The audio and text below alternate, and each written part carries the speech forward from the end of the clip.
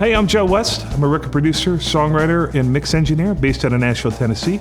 We're here at my studio, the West Barn, where we spent the last 2 days just sort of going through all of the Sonor Vintage Series and the versatility of those kits.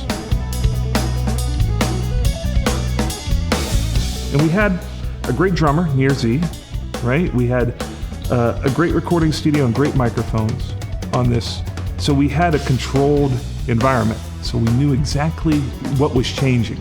The sounds that we were hearing that were different because we were so controlled were the drums.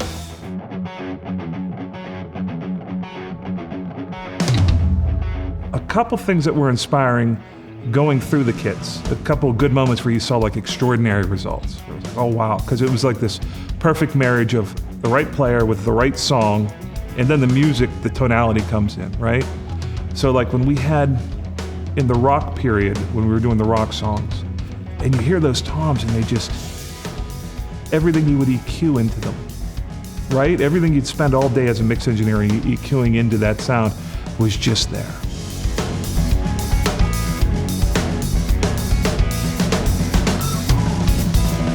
The other thing that was really fun and amazing was doing the big rock, the vintage rock, which would be like, in the old days, that would have been like on a Led Zeppelin record.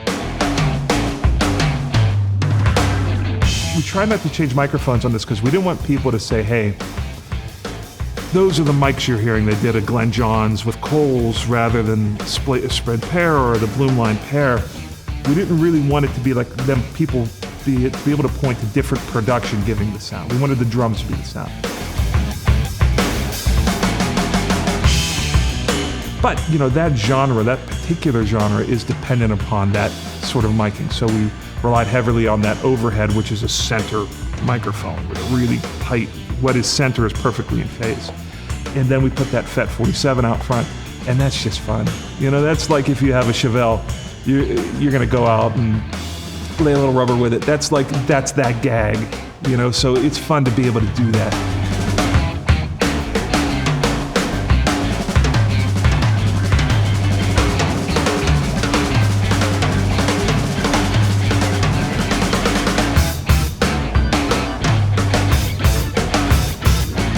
I don't think there's any limitations to the drum kit. What I really loved was it captured the nuance of soft performances intimately, but when there were big performances, it was as big as it gets. That's where you'll tell the difference in a drum sound as a producer when you're making a record.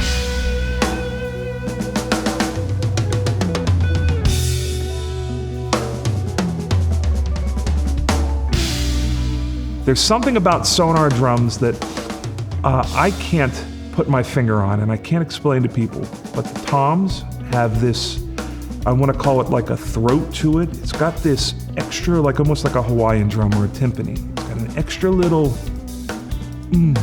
underneath each of them. And the kick has it as well. But these drums, you don't get those. I've never gotten that sound from other drum kits. And it's in every Sonor kit. And I think it has to do with the way the shells, that proprietary shell treatment. But there's a special tone and power in Sonor drums that I just haven't found in others.